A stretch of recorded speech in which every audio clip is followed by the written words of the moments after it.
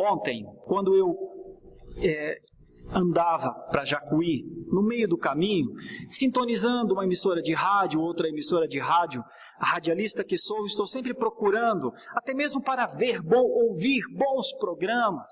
E então, sintonizando uma emissora, outra emissora, lá quase fora do estado de São Paulo, sintonizei uma rádio, eu imagino que seja de Ribeirão Preto, da região de Ribeirão Preto. E então, o pregador estava numa chamada Conferência de Milagres.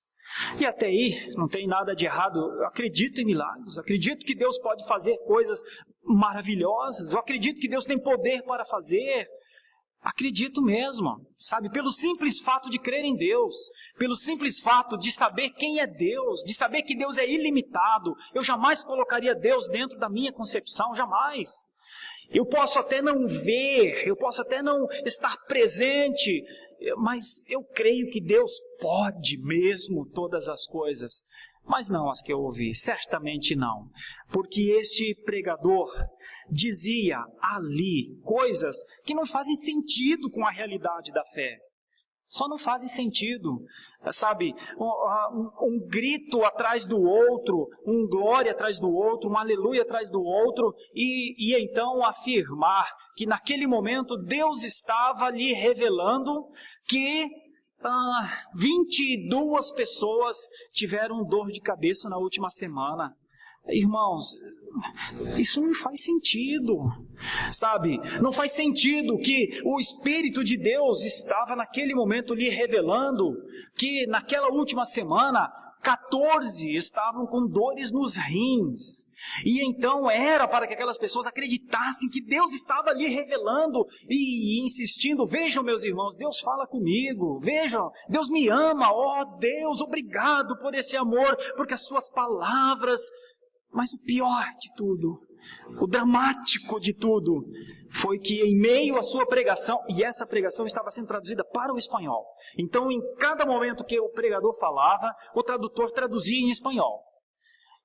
E eu gosto do espanhol, eu ficava ouvindo o espanhol, até achando interessante. Aqui no Brasil, provavelmente estava sendo transmitido para outro lugar também. Mas o máximo da falta do discernimento das realidades das coisas espirituais foi quando o pregador começou a orar em línguas e o tradutor traduzia para o espanhol. Aí não dá. Aí é de doer. Não, aí é triste, irmãos. Aí é horroroso. Eu faço parte desse grupo de pessoas. São essas as pessoas que estão pregando esse que vai voltar um dia. Eu não acredito. É lamentável. É lamentável. E eu resolvi denunciar isso também. Eu sei que tem gente inocente lá. Eu sei que tem gente em busca de um milagre. Mas sinceramente, Deus está muito além do Deus que desmancha caroço, meus irmãos, pelo amor de Deus. Deus está muito além do Deus que o Espírito conta que tem 13, que tem 15, com dor aqui, dor ali naquela semana, e que agora o milagre vai acontecer e a pessoa vai entrar na fila para vir contar a bênção. Pelo amor de Deus, pelo amor de Deus. Mas eu quero denunciar a fonte. Esses homens são pobres homens.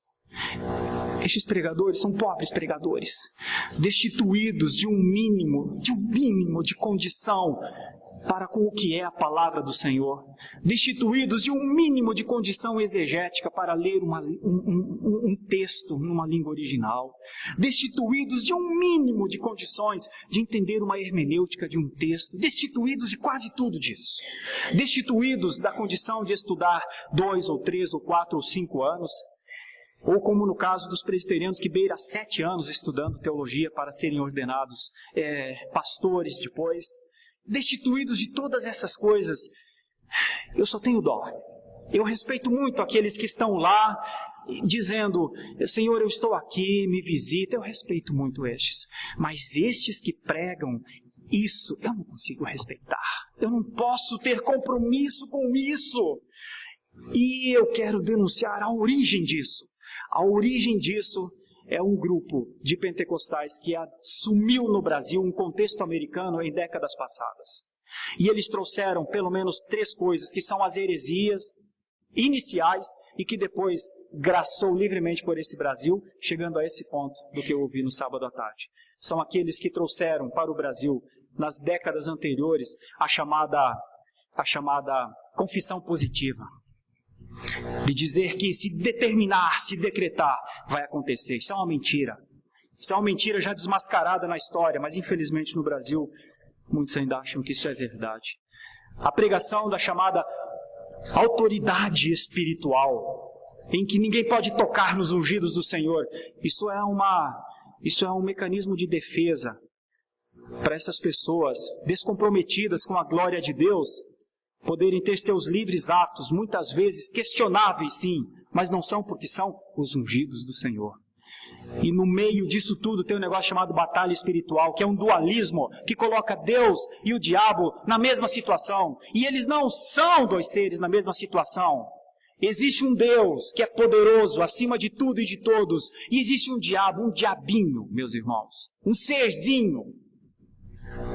Não para ser combatido por nós, como muitos pensam, mas diante de Deus, ele é um cisco. Só que, infelizmente, o erro do pentecostalismo, e eu não estou falando do neopentecostalismo, estou falando do pentecostalismo. O erro do pentecostalismo, que é anterior ao neopentecostalismo, identificou essa chamada autoridade espiritual, dando autoridade a muitos que não têm autoridade nem dentro das suas casas. E dando uma ideia de uma batalha espiritual como se Deus e o diabo fossem da mesma força, e não são.